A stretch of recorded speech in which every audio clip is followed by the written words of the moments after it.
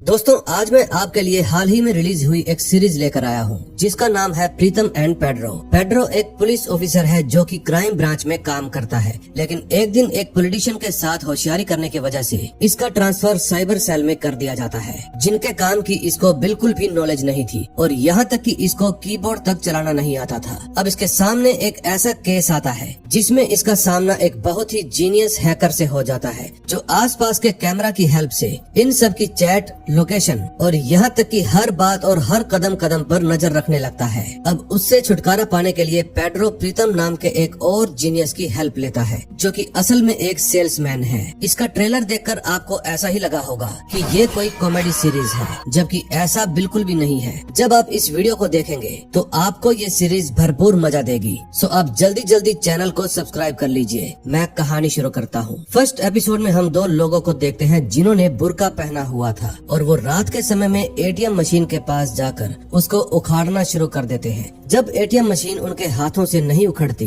तो उनका तीसरा साथी वहाँ पर गाड़ी लेकर पहुँच जाता है। फिर वो गाड़ी से जंजीर बांधकर उस एटीएम मशीन को उखाड़ लेते हैं और अपने साथ ही ले जाते हैं। तभी एक भिखारी जो कि पास में ही सो रहा था वो ये सब कुछ देख लेता है कि चार लोग मिलकर बुर्का पहनकर चोरी कर रहे हैं। अगले सीन में हम देखते हैं एक लड़का एक बुजुर्ग आदमी को लेकर पुलिस स्टेशन में जाता है। इस लड़के का नाम है प्रीतम और ये अपने दादा के लिए रिपोर्ट दर्ज करवाने के लिए आया है। तभी कांस्टेबल दादा से पूछता है कि आपका क्या सामान चोरी हो गया। फिर दादा बताते हैं कि मेरी एक कैसेट थी जो चोरी हो गई है और उस कैसेट के अंदर मेरी पत्नी की रिकॉर्ड की हुई आवाज थी। फिर कांस्टेबल पूछता है कि अरे उसकी कीमत कितनी थी। दादाजी बताते हैं कि मैंने वो 19वीं सदी में खरीदी थी, तब उसकी कीमत 500 रुपए थी। फिर कांस्टेबल थोड़ा हिचकिचाकर कहता है कि यहाँ पर तो पूरा का पूरा एटीएम ही चोरी हो गया है और आप 500 रुपए के पीछे पड़े हो। फिर कांस्टेबल उन दोनों को वहाँ से भगा देता है। प्रीतम अपने दादा को टैक्सी में बिठाता है और वहाँ से उनको घर पर भेज देता है। फिर दादाजी के जाने के बाद प्रीतम दोबारा से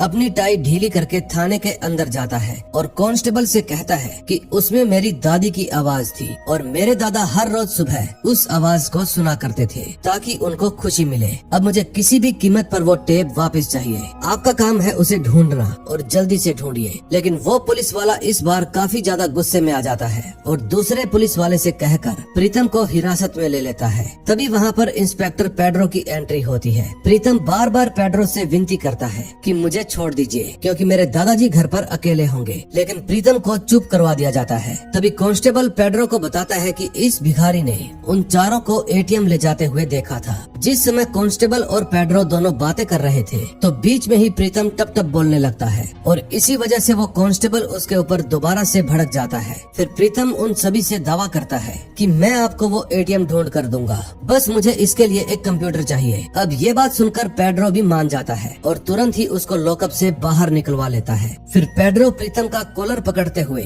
उसको सिस्टम के सामने बिठा देता है। फिर काफी देर कंप्यूटर पर खटर पटर करने के बाद प्रीतम कुछ प्रिंट आउट पेड्रो के सामने पेश करता है जिसमें चारों आरोपियों की फोटो थी। तभी प्रीतम बताता है कि आज आपको ये वाला आरोपी नहीं मिलेगा क्योंकि आज इसकी शादी है। फिर पेड्रो कहता है अरे भाई मेरे पास ऑलरेडी टोपी है, इसलिए तुम मुझे टोपी पहनाने की कोशिश मत करो। लेकिन प्रीतम कहता है कि मैं कोई टोपी नहीं पहना रहा, जो भी बोल रहा हूँ सच बोल रहा हूँ। अगर आपको एटीएम मशीन ना मिले तो बताना। फिर पेड्रो प्रीतम द्वारा बताई गई लोकेशन पर पहुँच जाता है और वहाँ पर एक दुकान का ताला तोड़कर अपनी टीम को साथ लेकर उसके अंदर घुस जाता है। वहाँ पेड्रो को एक चारपाई के ऊपर बुर्का भी मिलता है जिससे उसका शक और भी ज्यादा गहरा हो जाता है। तभी वहाँ पर उन सभी को वो एटीएम मशीन भी मिल जाती है। फिर कांस्टेबल रेगी एटीएम को खोलकर चेक करता है, लेकिन वहाँ के सारे पैसे गायब हो चुके थे और ऊपर से एटीएम की हालत भी बुरी कर दी गई थी। फिर पेड्रो दोबारा से उन चारों लड़कों की फोटो देखता है और सोचने लगता है कि प्रीतम ने जो लोकेशन बताई थी वो सही निकली, शायद यही चारों असली चोर हैं। तभी हम उन चारों लड़कों में से दो लड़कों को देखते हैं जिनका नाम है पिंटू और विल्सन। दोनों शादी की बारात में नाच रहे थे और इस बारात का दूल्हा था रमेश जो कि तीसरा चोर है। इतने में पेड्रो भी वहाँ पर पहुँच जाता है। फिर रमेश जैसे ही पेड्रो को देखता है उसके चेहरे के हाव भाव चेंज हो जाते हैं। फिर जब पेड्रो उसको पकड़ने के लिए आगे बढ़ता है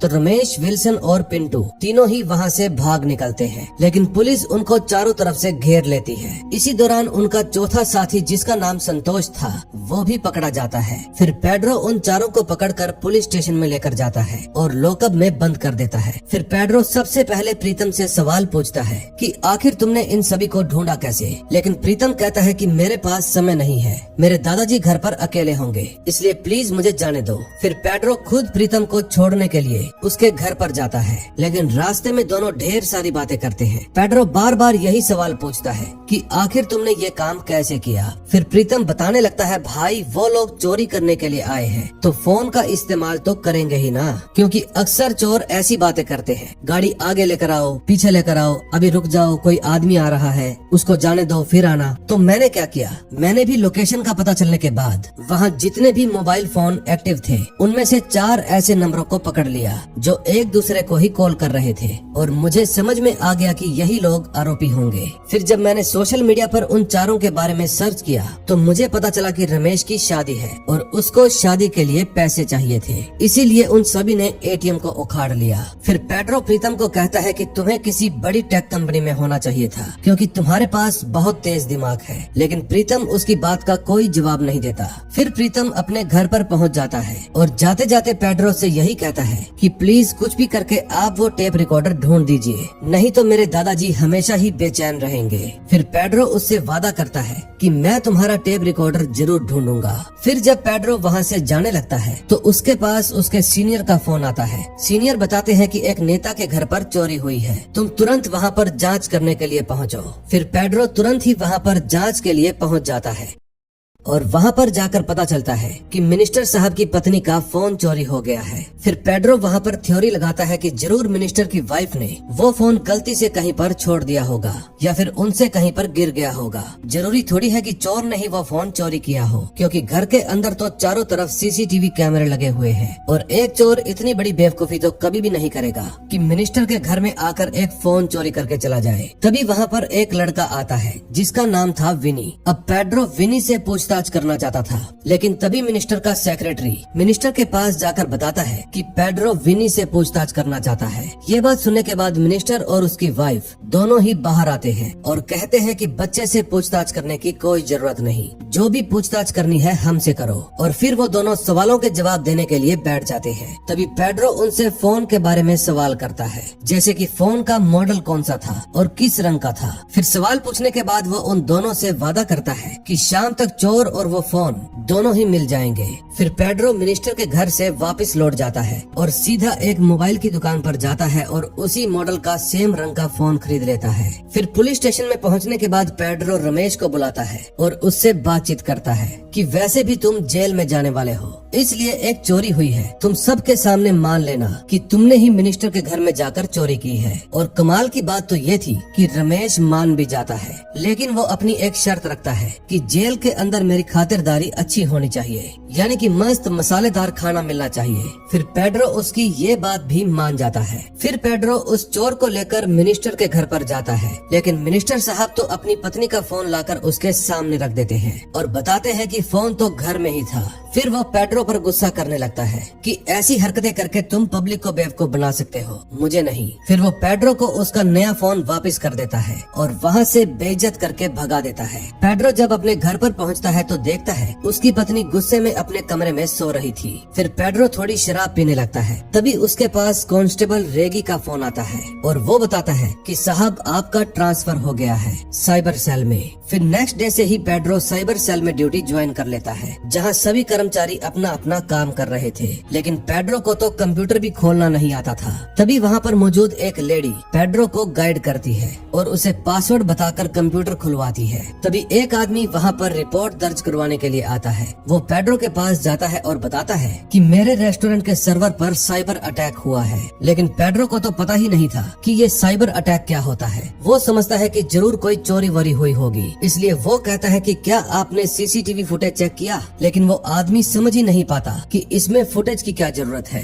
लेकिन पेड्रो तो बार बार उसको बस यही कहता जा रहा था कि अगर सीसीटीवी फुटेज हो तो हम आरोपी का पता लगा सकते हैं। ये बात सुनने के बाद वो आदमी भड़क जाता है और वहाँ पर जोर जोर से चिल्लाने लगता है। तभी कुछ कर्मचारी वहाँ पर आकर उस आदमी को समझा बुझाकर वहाँ से बाहर भेज देते हैं। तभी जब पेड्रो के पास वही लेडी ऑफिसर आकर बैठती है तो पेड्रो उसको बताता है कि मेरा असली काम तो क्राइम ब्रांच में है, मुझे यहाँ के काम के बारे में कोई भी जानकारी नहीं। अब पेड्रो मायूस होकर बैठ जाता है और वहाँ पर काम कर रहे सभी ऑफिसर्स उसको अलग ही नजरिए से देखने लगते हैं। फिर पेड्रो अपने सीनियर के पास जाता है। सीनियर कहते हैं कि तुम एक अच्छे ऑफिसर हो, लेकिन तुम्हारा ट्रांसफर करना मेरे हाथ में नहीं है। फिर पेड्रो एक उम्मीद के साथ प्रीतम के पास जाता है और उसको अपनी हेल्प करने के लिए कहता है। फिर पेड्रो उसको कहता है कि मैं तुम्हारे पास 3-4 केस लेकर आऊंगा, अगर तुमने उनको सोल्व कर दिए तो शायद मुझे दोबारा से क्राइम ब्रांच के अंदर भेज दिया जाएगा। लेकिन प्रीतम उसकी हेल्प करने के लिए राजी ही नहीं होता। फिर पेड्रो प्रीतम की एक नस पकड़ लेता है और कहता है कि मुझे तो लगता है कि तुम्हारे दादा का वो टेप रिकॉर्डर कभी नहीं मिलेगा।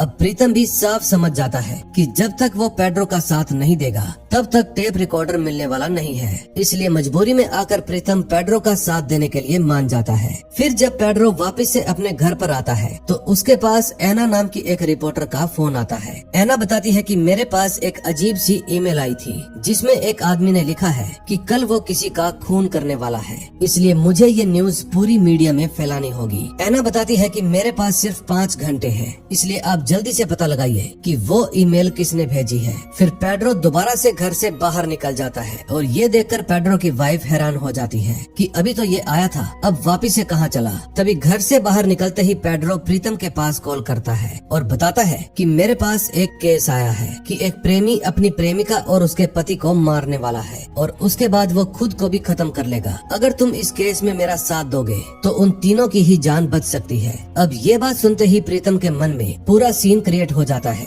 कि एक आदमी टावर से कूद रहा है और एक 20 की उम्र का आदमी खून से लथपथ नीचे पड़ा है। फिर प्रीतम पेड्रो से पूछता है कि कहाँ पर आना है और पेड्रो उसको साइबर सेल में आने के लिए कहता है। अब नेक्स्ट एपिसोड में देखेंगे क्या होता है।